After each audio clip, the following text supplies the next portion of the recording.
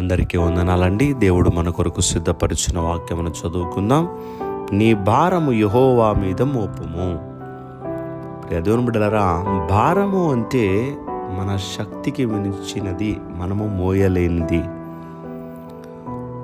పాపము కూడా భారముతో సమానం. మనము పాపములో ఉన్నప్పుడు, పాపము చేసినప్పుడు అది మనల్ని వెంటాడుతుంది.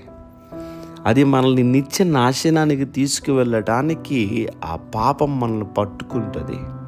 అయితే ఇట్టి పాపము నుంచి విడిపించగలిగినటువంటి వారు ఎవరు అని ఆలోచించగలిగినట్లయితే, యేసుక్రీస్తు ప్రభువారికి పాపములు క్షమించగలిగిన అధికారం ఉన్నది.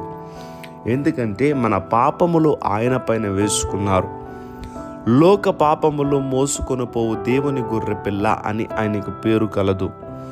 కనుక మన పాప భారాన్ని ఆయన భరించి, మన అతిక్రమములను క్షమించి,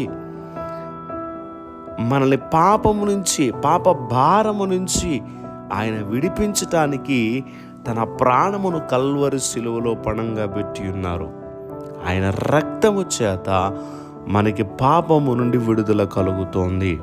కనుక మనము, ప్రభువా, నేను పాపముతో ఉన్నాను, నాలో కొన్ని బలహీనతలు ఉన్నాయి, లోపాలు ఉన్నాయి, ప్రభువా నన్ను జ్ఞాపకం చేసుకోండి అని ప్రార్థన చేసినప్పుడు యేసయ్య తన రక్తము చేత మనల్ని క్షమించి పాపము నుంచి మనల్ని విడిపిస్తారు.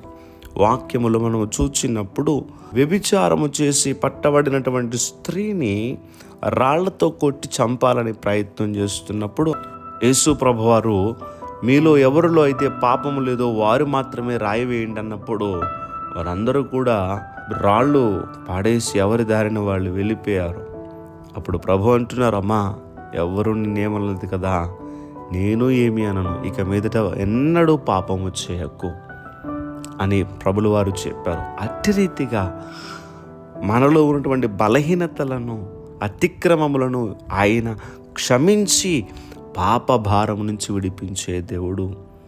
పాప భారం ఒక్కటే కాదు, కానీ మనకి ఏ భారాలైతే ఉన్నాయో, ఆర్థిక భారము, అనారోగ్యము అనేటువంటి భారము, సమస్యలు అనేటువంటి భారము, చింత అనేటువంటి భారము, ఇట్టి భారాలన్నిటినీ కూడా ప్రభువుకి మనం అప్పగించుకున్నప్పుడు ప్రభు మన పక్షంగా దృష్టి ఉంచి మనల్ని ఆ భారముల నుంచి విడిపించి దేవుడే మనకు సహాయం చేస్తారు.